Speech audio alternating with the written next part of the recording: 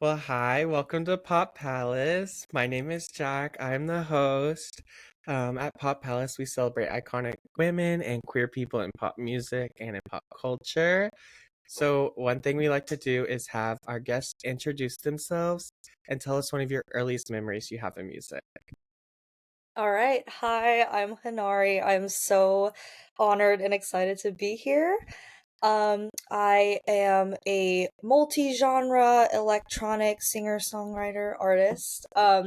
And one of the earliest memories in music that I have, I'm not sure I can pinpoint the earliest, Hmm. but something that's always really stuck with me is I was in like about the fifth grade and it was me being in the car with my dad and I was, just singing along to this song called The Fire Red Horse by the Lone Bellow. And the harmonies in that song are very intriguing. It's not really, the straightforward like soprano harmonies that you could kind of pick up on if Hmm. you're just a musical kid, right?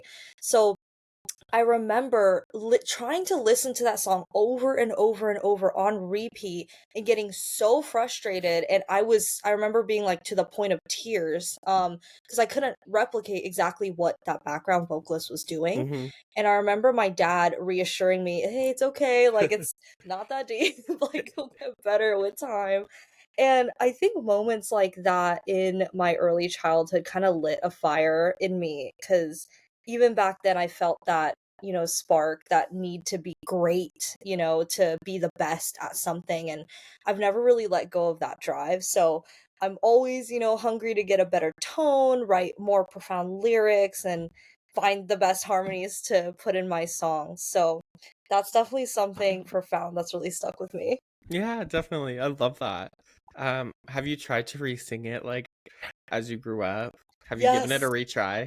Yes, it's been, like, my milestone, like, let's see if I can just pick this up Hmm. after not, seeing it for years, so, the other day, I actually put it on because I was like, "Let's, give it a try," and yeah, like, it's like muscle memory, it's Yeah. so cool to be able to put it on and know what she's doing, and it's still impressive, like, even Hmm. though I figured it out, it's like they had to really work to get those intriguing harmonies and actually make them unique to the song. So it's really cool. I like using it as a little milestone. Yeah, that's so fun. I love that.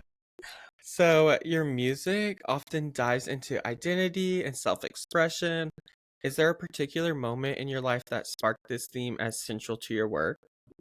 Yeah, so I wouldn't say there's like one single light bulb moment. Mm-hmm. It's kind of been more like a lifelong through line that's been more honed in over the past year as I've really rediscovered myself and done a ton of behind the scenes work of Yep. who I want to be as an artist. And so identity and self-expression have always been central to my music, especially when it comes to embracing like my Korean heritage. Mm-hmm. So I've included Korean lyrics in my songs from the very beginning. So, it's not been like a gimmick or like trying to, capitalize off of like K-pop and whatever, right? Yeah.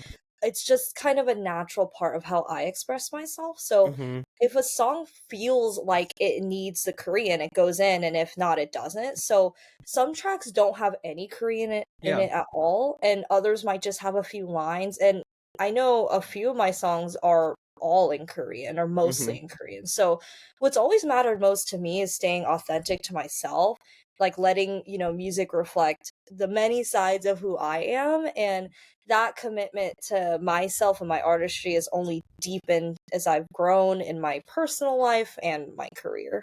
Yeah, definitely. When you're making music in Korean, do you like, is your artistry different than it is when you're singing in like English? Yeah, so it definitely doesn't come as quickly in Mm-hmm. Korean because with Korean I'm almost fluent, but it's with English I feel like I have much more of a mastery over the language in order to make metaphors like flowery and make these Mm-hmm. deep, lyrical contents, right? So with Korean, there's a lot more thought that gets put into that, and it almost makes it more intentional.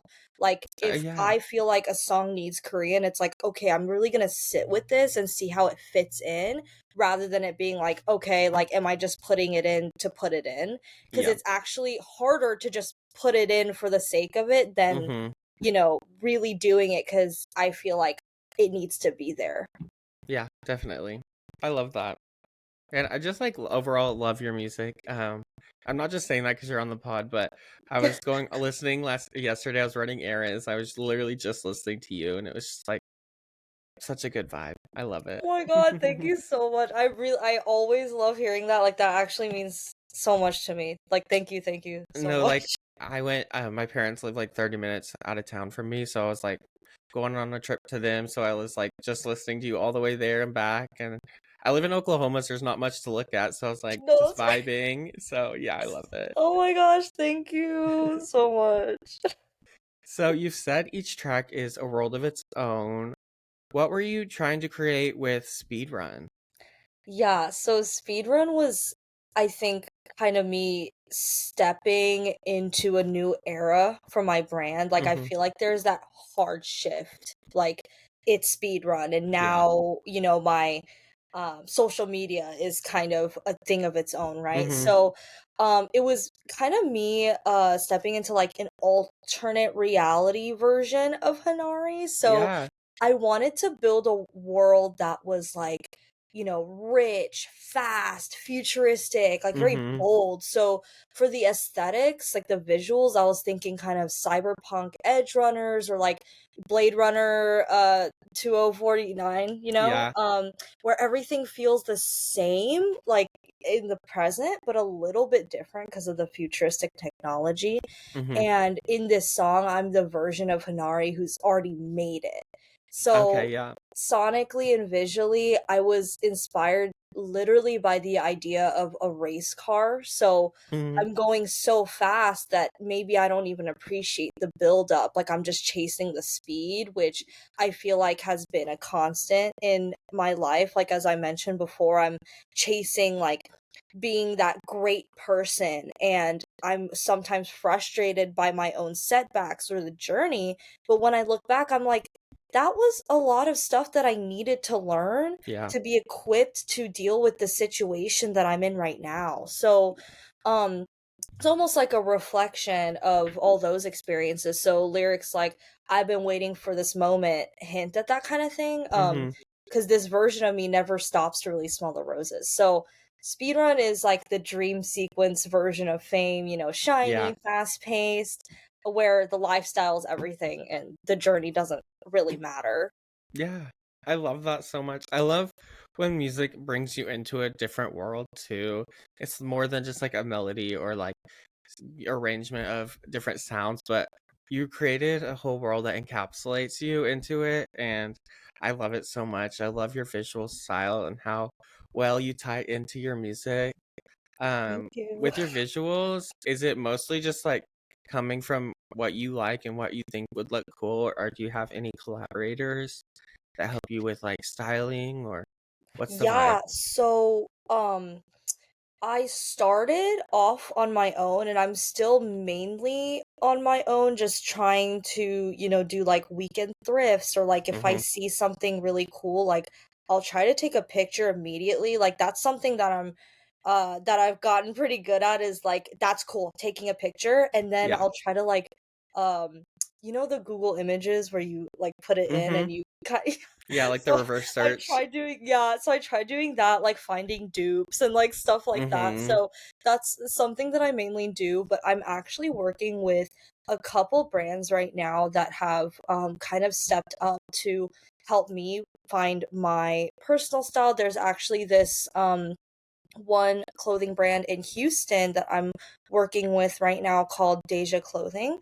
And they are really cool. They're actually going to kind of do a collaboration set for me. Oh, Kind of, cool. yeah, it's really cool. I don't think it's out officially yet, so you know.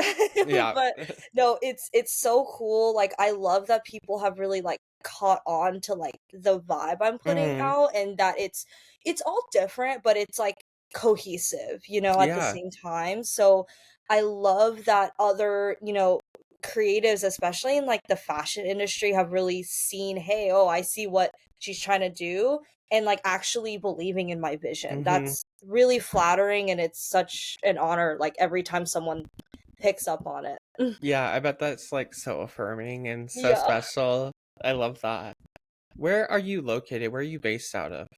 Yeah, so I started my music journey in Austin, but Okay. I'm trying to really continue it in Houston Okay. because that's really where I've made a lot of my connects. Mhm. So hopefully I'm gonna be moving out there in the next month or so. Yeah, oh, But exciting. yeah. I love Houston. Like, I'll have a lot of family. Most of my family lives in Texas, so Oh I really? love Texas. Controversial coming from Oklahoma, but I was gonna say, I was like, is that is but, that like, I don't know. I think people hate on Texas from Oklahoma, but I'm like, y'all have way more going on than we do. So, like, I'm always down to drive to Texas and see what's up. Yeah, especially Houston is I feel like a lot of people hate on Houston and I'm like, dude, that I think everyone hates on Houston because there's so much here that Mhm. okay, you're bound to find one thing you don't like Right, because it's yeah. it's such a big city, but Mhm. I love it because it's so diverse and it's There's just so so much like yeah. so much going on. It's a cultural hub. Like that's something that I really missed growing up was like just blending in like as one of the Mhm. people there, you know? Like there's so many, ethnicities and identities and it's so cool. Yeah, I love Houston. I've always talked about that, and like people are like, "Why do you like it?" I'm like, "You could go 2 blocks down, and it'll be like a completely different vibe than where you were with Yeah. different people, and like there's so many museums and culture and art, Yes. so fun." But the humidity, I don't know about that. Don't talk about no. No. No, it's Yeah, so bad. It's awful and the traffic. yeah. But okay, so back to your music. Yes. Where do you find most of your inspiration for creating music? Do you usually find it in other art forms, or is it stories from experiences, or where do you usually find inspiration? Yeah, so I find a lot of inspiration in honestly everyday conversations like this, you know? So Mm-hmm. sometimes someone says something where I'm like, wow, that could be tweaked into a really cool lyric, like kind of workshop it, right? So, Yeah. for example, like the other day, one of my friends said something about like apple cider vinegar, how if you go into it thinking it's gonna be this like sweet, yummy drink, you're gonna be in for a surprise, right? Uh-huh. So, those type of little like one-liners can inspire whole choruses for musicians like me, and I find that super cool. Yeah. Um, and so aside from my everyday personal experiences, I also get inspired by, current events and the art that I see around me every day. So I try to really sit with my emotions and ask myself if I can turn whatever I've seen or felt into artistic expression.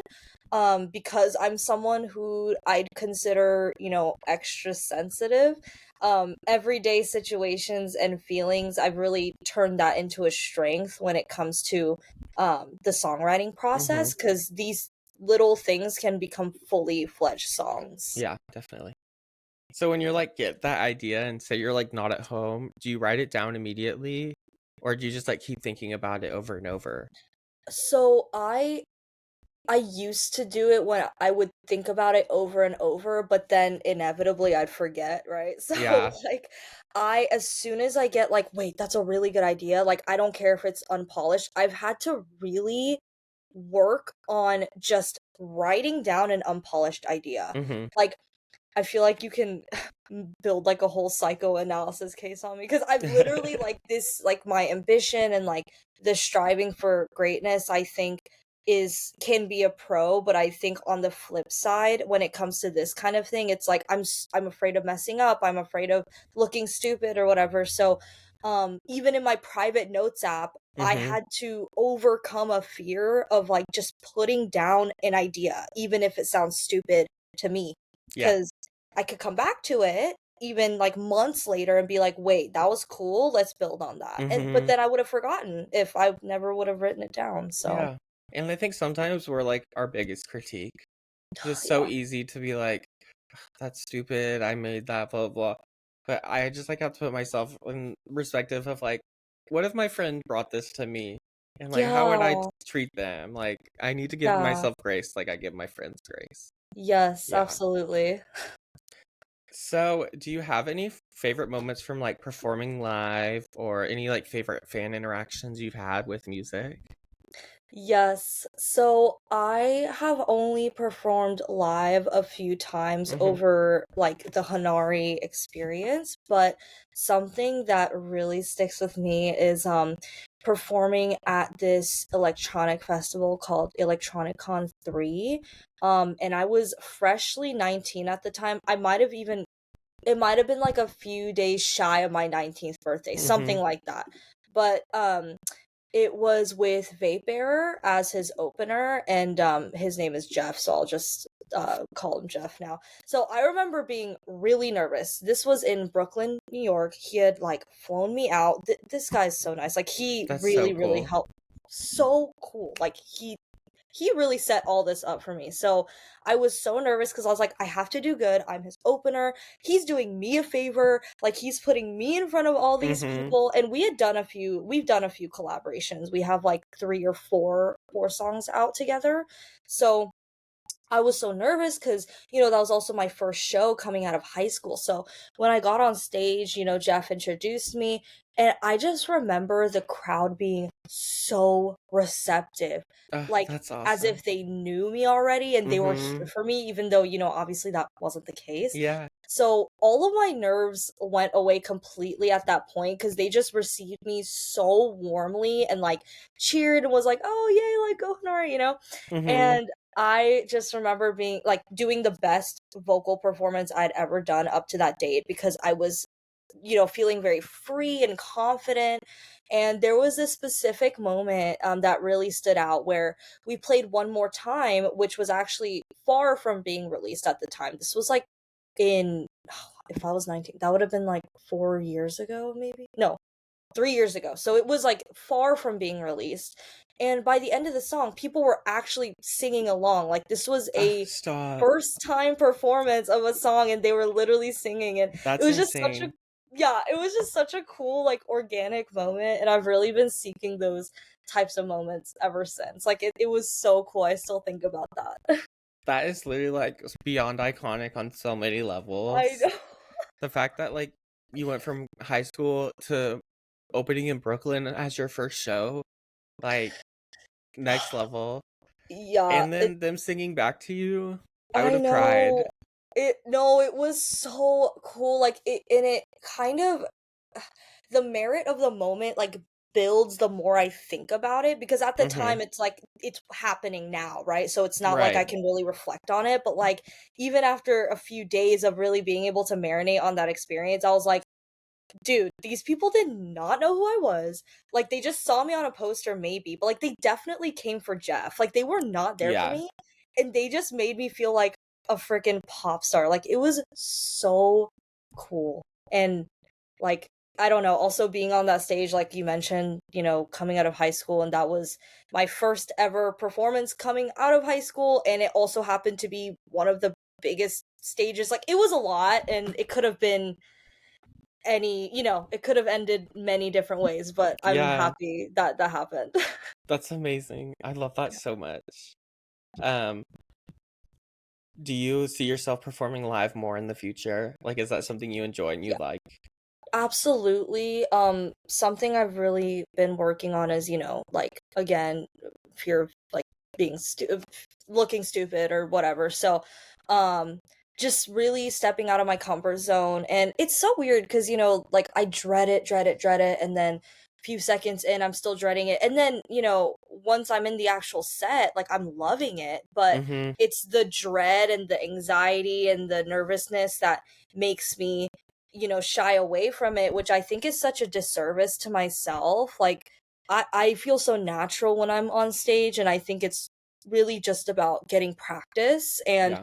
leaning into the discomfort. And something I've heard from a musician, I don't remember his name, but um he was saying like feeling those nerves is actually just how you interpret it. Like the nerves of being happy and like excited is the same nerves of being fearful and anxious. Mm-hmm. So how you interpret it is so important. So every time I, feel nervous about being on stage, like I just try to tell myself, no, dude, like this is it. Like this is how you know it's gonna be good because you're excited. Yep, You are not nervous, you're excited. So I'm practicing exactly. that more. And I feel like most things that ended up being really great for me, I was nervous about. Like Yes. things that are like really don't matter, I never get nervous because I know it doesn't count or I'm not excited about it. Yeah. Yes. And I think Yeah. it's so powerful, like being able to like understand that and then use that as a pushing force. I love that so much.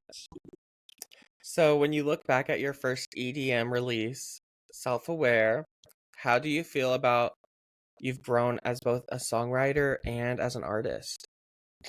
Yeah, so I love that song for so many reasons.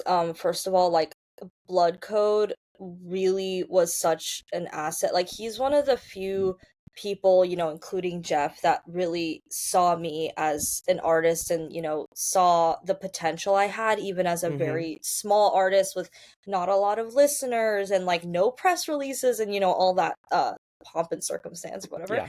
So, him really taking a chance on me as a bigger artist really did propel my confidence forward, and it made me realize, hey, like I do have merit as an artist, Mm-hmm. like my skill speaks for itself, so that really encouraged me to continue my trajectory. But I feel like, looking back, the one thing I really notice is I've gotten a lot more intentional in my artistry. So I was still in a huge growth phase in my music career back then, where I was still really like exploring what I wanted to do with it. So Mm-hmm. I'm still exploring. I'm never, okay, this is what I'm going to do and that's it. But I think I have a stronger creative identity now. So I know who I am as Hanari, like what I want to say through the brand and how I want every song to look and like especially look Yeah. and feel from start to finish. Like I think the visual aspect has definitely taken a life of its own with the Hanari stuff. So Mm-hmm. I'm also just older and more experienced, with a more professional backing than I, had when I was 18. So Yeah. yeah, I love that track still, but and I love, seeing it as a growth point, like a milestone point to be like, this is what I did in 2021 and I'm so excited to see what I'm going to continue doing. Yeah, definitely. Do you see yourself reaching out into the world of production too? Yes. So I'm definitely more than interested. I've been taking a more active role in how I want, my vocals produced and mixed, as Mm-hmm. well as the track composition and production during my collaborative projects. And it's kind of that push and pull because I'm starting to realize my own vision more and more. And I think um I've been able to use collaborative projects to fill a hole where I wasn't able to do the production, and I still love being able to create with others, but, the motivation behind me producing my vocals and mixing my own vocals and, producing the track itself would be more intentional collaborations. Yeah. So being able to realize my own vision and saying, "Hey, I still want people to be a part of this," will be a lot more intentional.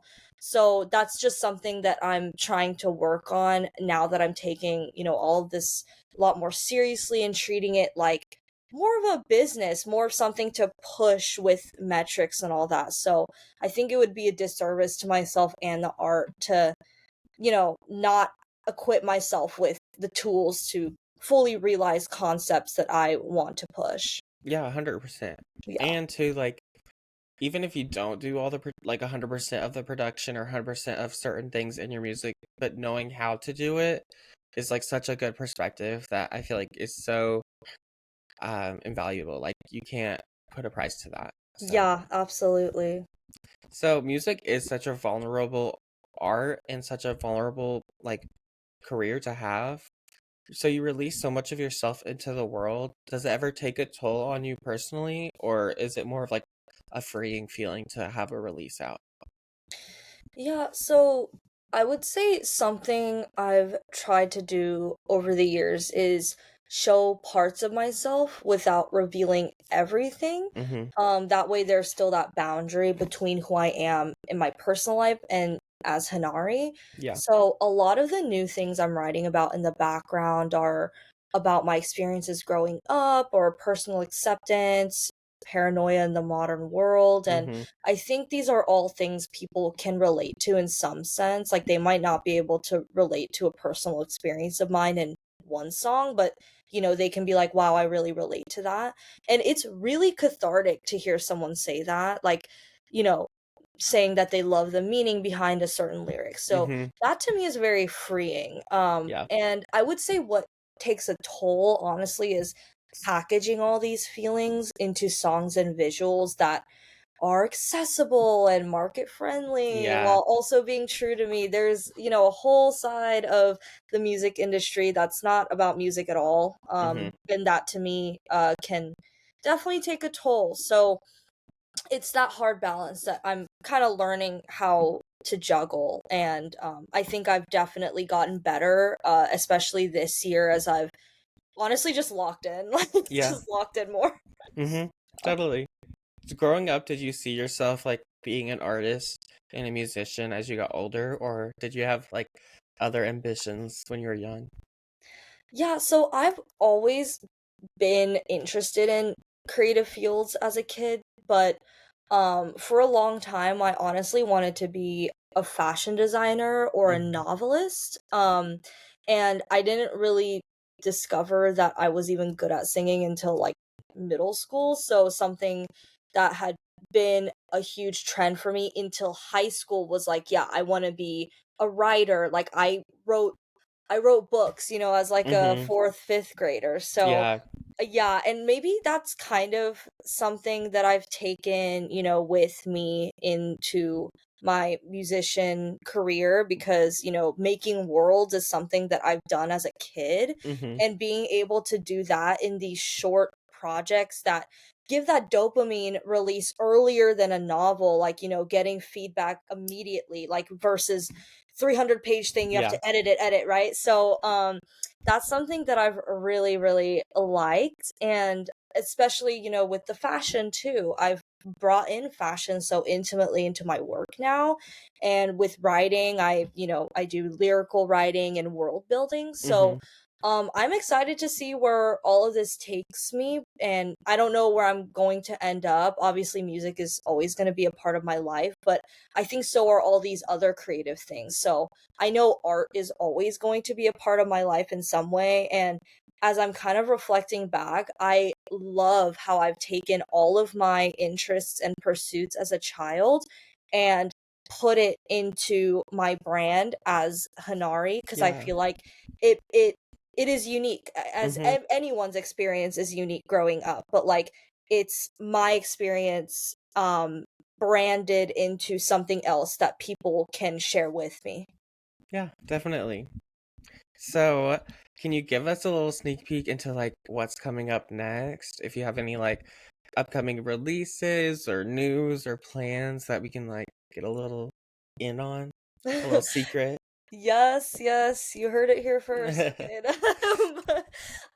So I am going to be releasing a new song pretty soon. I'm still really working behind the scenes on it, getting it perfected so I can, make the release rollout as good as possible and setting it up for success. But my new song is called Multi-Camera, and it's kind of gonna go deeper into that hyperpop realm, more into like 2000s techno. So think like Lady Gaga, like art pop or something, Ah, right?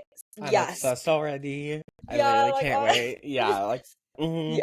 Yeah. So it's it's kind of campy, like kind of theatrical, and it plays with themes of, like paranoia. I talked a little bit about that before, and like hyper surveillance and like the performance of self in Yeah. today's like entertainment hungry world, with I mean, I can talk so much about social media's part in our developing identities and Mhm. stuff like that, but that's basically kind of what it's about. Always feeling watched, always feeling like you have to perform yourself in a certain way, Yeah. and I think um as an artist there is an extra layer of that, right? Like Mhm.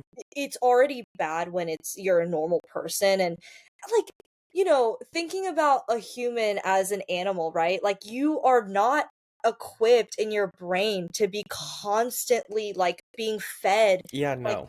thousands of gigabytes of information all every day. So like there's something that happens in your psyche that I'm sure will, start coming out. But anyway, Uh-huh. before I get into a tangent.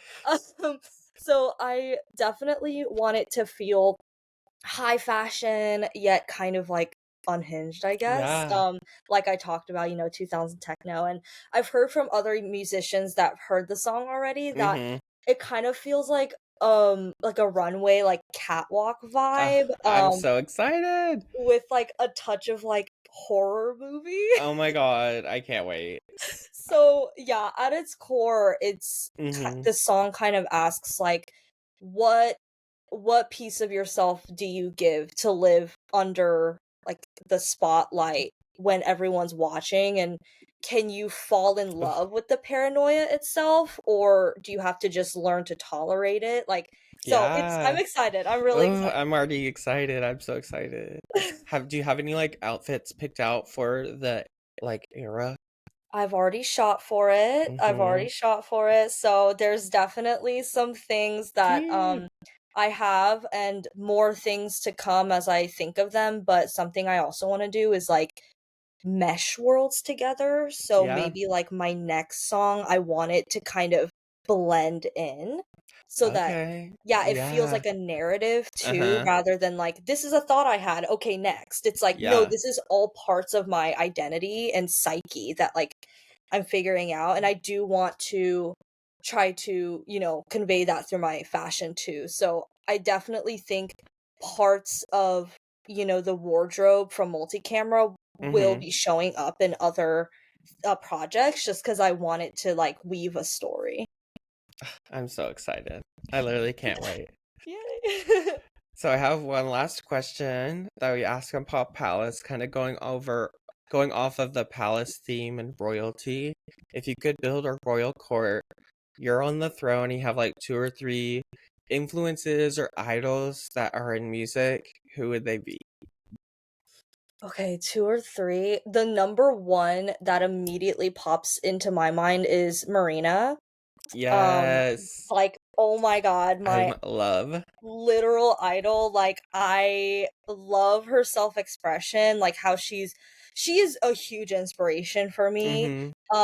Keeping things like fun and light, like in the like track, the instrumental and like the production, but then Yeah. saying like some really deep stuff. Um, oh my gosh, someone else, because she's like up Are you there gonna for see me. Marina at ACL? I usually don't like go to ACL. I've only gone Mm-hmm. one time, but like honestly, I might just spend the 300, or is it 300? Maybe it's more now. I don't know. I do Ooh, not keep up with these prices, but you could get like a day pass for her. I know that's what I'm thinking. I'm Like I like, think she's it's gonna like worth change it. my life. I Like think I it's have to worth it. go. I think I have to go. Yeah, I think I'm gonna Yeah. go. Okay, what else? Kesha. Kesha, Yes. obviously. Love. I'd like to see a little Britney up there, a little Okay. Britney Mm-hmm. moment. And then I know you said three, but You can do four. I can't, yeah, I have to name K-pop because my favorite K-pop band is aespa. Okay. I love their like visual everything, like every concept is a whole new world. Mm-hmm. K-pop is so good at that kind of thing. Yeah. So kind of bringing it into Western media is super cool. Like, I'm excited to see them continue to grow in the West, and I hope I can do something similar with my stuff. And it's so normalized over there. Like, yeah, like you have these $1 million productions, like every single song, it's Yeah, fine. it's And it's like, insane. yeah, it's a lot. It's very highly produced and it's amazing. I love all these artists and yeah, so Yay. And then Mhm. can you tell our listeners where they can find you on streaming or social media? Yes. So I am on all streaming platforms, Spotify, Apple Music, Deezer, Tidal, SoundCloud, all the things. Yep. And I am also on Instagram and TikTok. I know I'm not on X anymore. I think yeah, so I'm on basically everything. So And I'll please also find me. tag you on everything too. So Thank you. yeah. Yes. If they can't Hanari find you, Music I'll on tag. Yep. woohoo. Yay! Well, thank you so much. This was Thank such a you. special interview. So lovely to meet you. So lovely meeting you. This was such a delight. Thank you so much for having me. Yes, and if you end up going to Marina, text me because I'll be there. I'm going Okay. weekend 2 to see Marina. I'm Like, looking it up yes, like right now. I'm getting all the information as soon as we hang up. because I'm So like, I feel like she's gonna change my life. I have to see her. I think Yeah, she is. Yeah, yeah. literally. Okay, well, have a wonderful rest of your day. I'll You DM too. you, like if I have any questions or upload info and stuff. Okay. Yay. All Yay! right. Bye. Bye.